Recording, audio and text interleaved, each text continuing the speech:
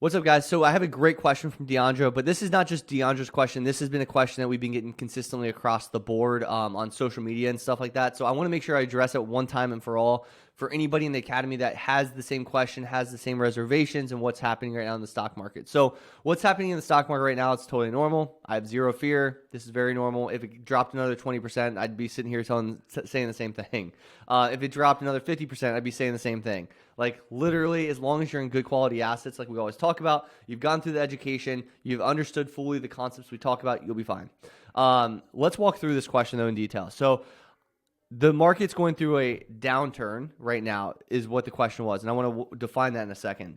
I know the smart thing is not to pay attention and just check back in 20 years, but is there ever a one-time event where you'd pull out? So if you are maybe one of the richest people in the world, Warren Buffett, you are, Charlie Munger, rest in peace, whatever the case is. Even those guys don't really do this. They don't play the market. They don't time the market. But like maybe one person, a few people, I can probably name them like literally on my one hand, maybe 5 people total in this world could probably benefit from this and maybe be able to do it. They might be wrong. Who knows? There's still a massive chance, right?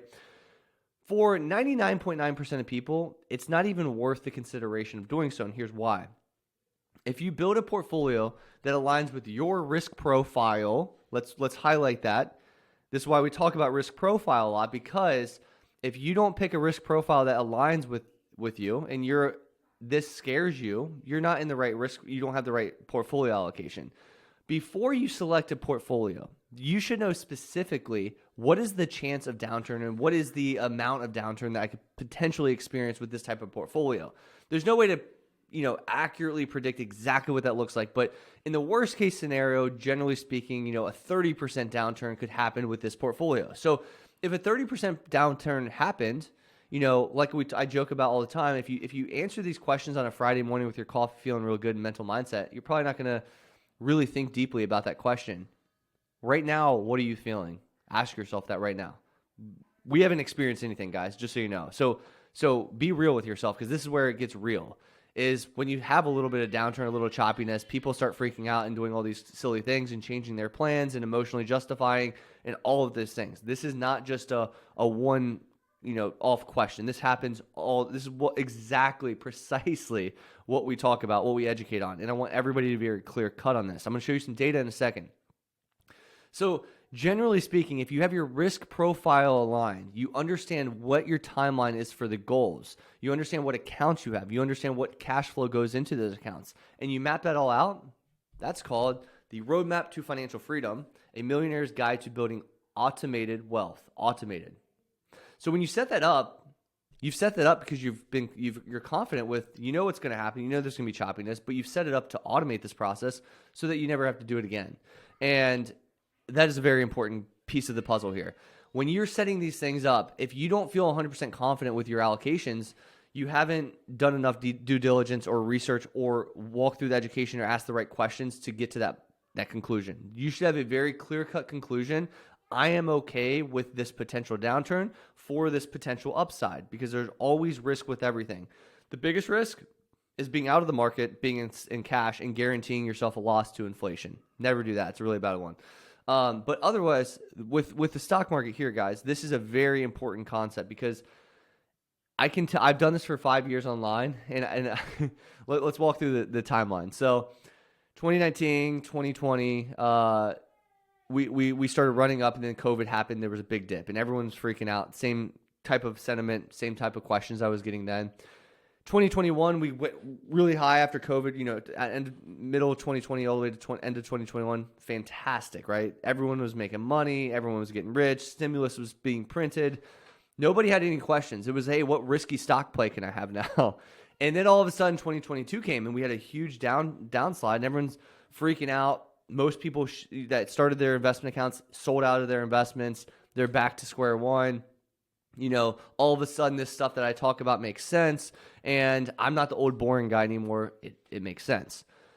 So 2022 slid, and then 2023 came, and we went right back up into 2024, and we were rolling at historical, crazy numbers. And everyone was going right back to what always happens, is get rich quick, the easy stuff, and forgetting the fundamentals.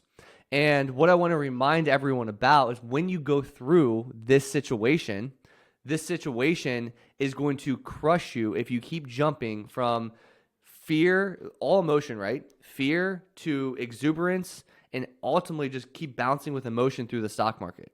You need to be stoic. Like Bill Belichick, I always joke about. That dude will win a Super Bowl, and that guy is just kind of cracks a smile. He loses. His team goes 4-12. Literally no difference in his demeanor, and that's how you have to be with the stock market, and also why this automation is so important. Oftentimes, this is a good teaching lesson when these kind of questions come up, because it kind of brings back in our fundamentals and why I preach the same 4 things I preach all the time, because these times matter. Because when you're running and you do the fundamentals and you feel like you have some FOMO, oh wait, we talk about FOMO. Don't get into FOMO, because you're going to lose big if you jump into FOMO. But on the flip side, if things are getting rocky, you know that you have confidence in this structure that you built and that you don't have to panic. So let's get into some things here. So number one, let's look at the stock market. One day, S&P 500, whatever. 5 days, I don't care. 1 month, I don't care. This is what we're reacting to right now. This is what everyone's reacting to right now. 6 months, we're up 18%. Year to date, we're up 4%. 1 year, which is probably a better jump, 6 months to 1 year, is 20%. 5 years, 68%, max all time, and this is 1984 to current day, we're up 3,000%. As you can see, the trend line continues to be the same old story. This is going to be the same old story that plays out. If you guys are in my millionaire room on Instagram as well, I did specifically call this out as saying, I have some weird intuition that 2024 is similar to 2021. Now, I think that 2024 will end up nice, and there's a lot of data backing this. We had a great post. I think Danielle posted this a second ago about the election year. Let me see if I can pull this up real fast on the spot.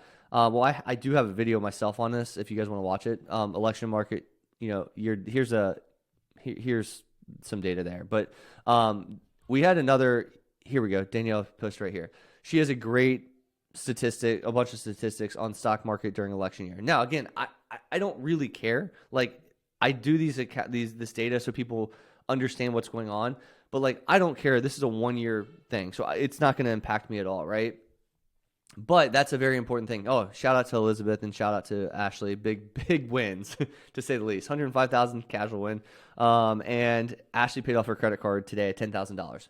Amazing. So anyways, back to this. This is the same old story. Let's get into this tweet right here, and let's get into this first. So we have tons of data within the Academy. Number one is Classroom, the Academy roadmap. Weeks 5 through 11, guys, there's so much data and information regarding this exactly what we're talking about right now. That is where we build out the portfolio that makes sense for us and where you guys submit it in week 10. But if you really deep dive into the timing the market data, the question initially was, is there an event where we can time the market? I want to do so. You can. I want to do so. And so here's the data of if you decide to time the market and you get things wrong, which is highly probable based on, common sense, right? We're the worst times, the best times, the best days in the market, FY, happen historically in the worst times. Just so you know, that's a statistic. I have that in another YouTube video somewhere else. Encyclopedia of data. So the last 20 years, the 10 best days occurred in 2008, 2009, and 2020. All 10 during the worst of the worst time. You're not going to plan out which days those are. I always joke, if you think you have a massive ego, and it's extremely concerning for your investment behavior going forward.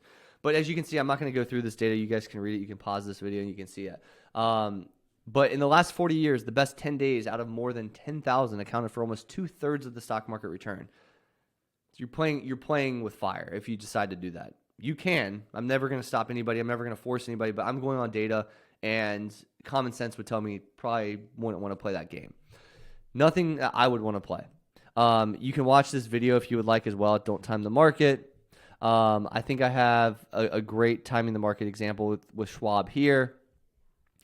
Some more I mean, it's just data after data after data point that really, really shows you the truth of trying to time the market. So in a nutshell, when it would not do this. I mean, you can see alarming statistics. Yeah, it's scary. But this is why we do what we do, guys, the fundamentals. You can see that the market time and time again continues to go up.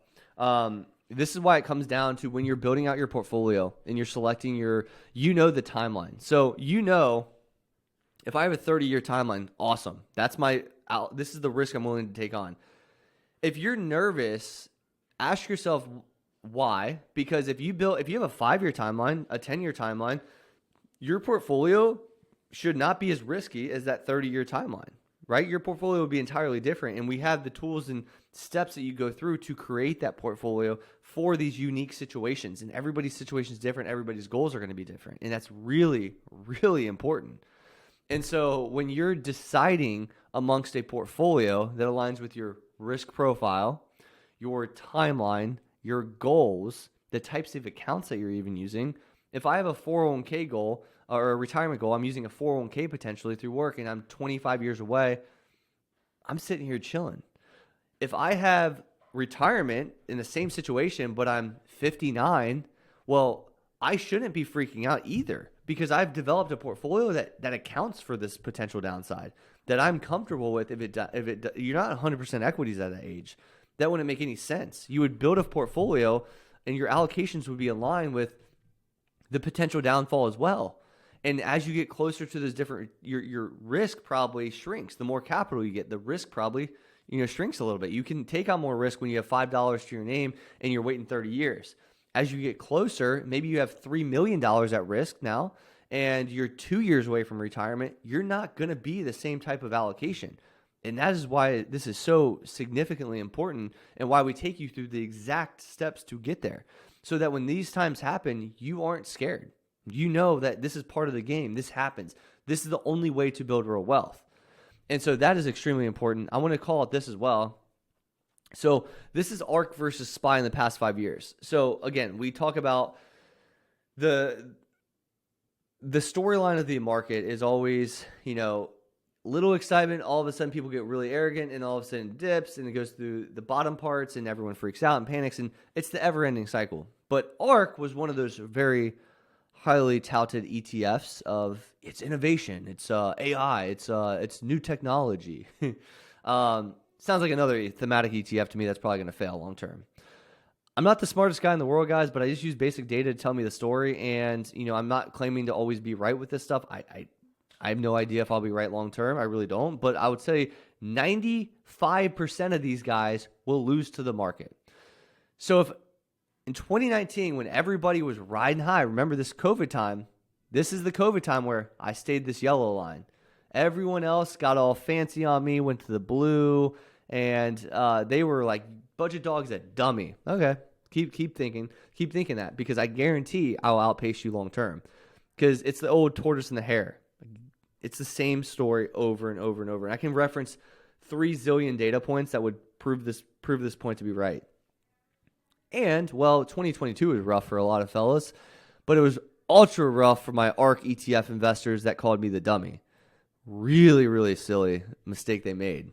And here we are, as you can see, and this doesn't tell the full story because a lot of people in ARK invested at all-time highs up here. They did not invest at the bottom where you would call it, let's call it 2020, which wasn't even the bottom, by the way. That's like, it was a fund since like 2016 when no one knew it. No one talked about it because no one knew it. But when it was publicized and they had really good marketing efforts on Kathy Wood's team, everyone knew about it because they pushed that because they spend marketing dollars to push this stuff and to drive more funds into this. Well, old reliable is winning again. And it's the same story over and over and over. And I don't play thematic ETFs. And I said this since the beginning. This is 24 minutes ago. I even remember a select few individuals saying I was boring and they would lap me. Should I drop some names? Let me know in the comments. But yeah, guys, it really, without joking, obviously, in all seriousness, it's the same story over and over and over. And the only reason you would be nervous is if that your portfolio is out of line with all the fundamentals that we talk about. which again comes down to what's the amount of risk you're willing to take on for the particular goal that you're building this portfolio for in the particular account that you're building this for. That's the only reason. Because if I'm okay, this is, let's say I'm 2 years away from retirement and I have, some in cash at that point in time, maybe potentially, right? A lot more in bonds, or maybe some in commodities or something like that. It depends what your portfolio shows, but you have a lot of stuff that's not going to really lose a lot. Your potential downturn might be 5%. Your drawdown might be 5%, and that's all you're going to potentially lose. But you also might have 6% returns, and you're okay with that because you're at that stage of life where it's not about 10% returns. And that's why I always explain to people, it's not about just beating them or getting as much return as possible. It's about aligning your financial goals with your portfolio at the end of the day. And I want to beat that to a pulp because no matter how many times I say it, and I'll probably make one of these videos again whenever the market crashes again, to be honest. But it's the same question that comes up a lot, and it's a good question. It's a reasonable question, especially if you're new to this game. Don't get me wrong. You're new to this game, but it's also stuff, from my perspective, I've been talking about for 5 to 10 years, even offline. And it's just data-based. And don't let news headlines scare you and things like that. We have a really good tool in one of the weeks. I'll have to find it in a second. But essentially in the Academy Roadmap in weeks 5 through 11. So it wasn't actually in there, but you guys can grab it here. Portfolio Visualizer, backtest portfolio. So you can select all this data up here. And you can literally show 1985 to 2024. All of this data, okay? You can go list your different ticker symbols and see what they have done and how much risk you've seen in the past, like it's actually seen in the past. There's Portfolio Visualizer, guys. I don't want to go through a whole entire lesson. I think Tom has a lesson on this, Portfolio Visualizer, how to use it and stuff like that. But you can enter your ticker symbols. You can, show different percentages and 3 different portfolios, see them side by side. They're great comparison tools. And you can see like what your current allocations are. Do they align with what you're trying to accomplish? And that answer might be no. The answer might be yes. But it's very important to go through exercises like this. And again, I think Tom has a training somewhere on this that he can drop. But really, it's a super simple portfolio back testing tool. And again, the historical numbers aren't exactly what's going to happen in the future, but you can get a very good storyline of what's predictably going to happen. And it's usually the same story over and over and over. So if I go in here and let's just do VTSAX 100%, right? If I go through here, pick this, and I go see what my actual results could be, obviously 100,000, right? 100%. My compounded annual growth return is 8.42%. So if I initially started with 10,000, I would have $65,000. Standard deviation is pretty much in line with the U.S. stock market, would make sense because that's what this fund is. Your best year is 33%. Your worst year is 36%. But the worst time, like temporarily, would be 50% drawdown. Are you okay with that? So if I had $1 million in my portfolio and I was 100% VT Sachs and I lost $500,000, technically speaking, temporarily, it wouldn't be like that long term, but temporarily, does that align with a 30-year goal? 100% it does. It would be totally fine. If you're 58 and you have 100% equities and you have a drawdown potential of losing half of your portfolio, does that make sense? Not even close. Like it's not even that. And this is why when people go on my IG lives, precisely why I don't tell them the S&P 500 is a great fund to start with, because here's what happens is you have somebody from different backgrounds, different education, different ages, different goals, and they will go take that information and they'll go invest VT Sachs because they're like, oh, Budget Doug does it, makes sense. And they have no idea what this means right here. And they're like, I don't know. They don't see the risk of 50% drawdowns, but they just like ask me casually. And I'm like, I can't tell you that with good faith. I would rather spend money on education right now because I used to do this, guys. I've lived and learned a little bit. I'm not that old, but I have lived and learned a little bit. When I give out stuff like that, people don't understand context whatsoever. And somebody will go take that investment and then they'll be mad at me when it falls and declines. And these times, like right now, which still isn't at all bad, like they'll start to come for me the second it drops. Unless it's just going straight up, which it doesn't do ever, then I will be a devil and I'll be the worst person in the world. And the index, that's not how you get rich. All of a sudden story will happen. And again, it's the same thing over and over and over. But you have to understand all of this stuff before you start investing, because you're going to make, if this happened and you don't have all the data and education behind this, anybody in their right mind, any logical person, any smart person that doesn't have education and data is going to say this is a horrible investment. Why wouldn't you? You lost 50% of your investment. That feels horrible. But if you confidently understand, hey, I'm okay with 100% allocation to vsSPY or whatever the case is. I'm not saying to go do this. Again, I need to clarify there. But, it shouldn't be a big deal. It really shouldn't. And that's the story of today, guys. So I hope this helps. I really do. But I know there's a lot of people out there asking me these questions, and they always start surfacing as soon as the market does any bit of this. So please be careful. Please select allocations that make sense for you and portfolios that select for you in line with your goals, in line with your risk profile, in line with your timelines and all of that stuff that we work through specifically, guys. This isn't just like we don't talk about this stuff. It's very clear weeks 5 to 11 and to the point where we approve in week 10 the actual investment plan that you decided upon. So this look familiar, guys? Your goals, you know exactly how to set up your investments to your goals, your accounts, your investments within those accounts, your allocations of those investments funds, and everything else your portfolio will consist of. Very, very important. Then key is to automate this process. Going back to this for the third time, and for good reason, automated. If you automate this process, you don't have to worry about it. And so it's going to work because you've already set it up before. You take your emotions and your human element out of it and you win. So hope this helps. Let me know if you have questions. Would love for you guys to drop any questions below, and we'll go from there.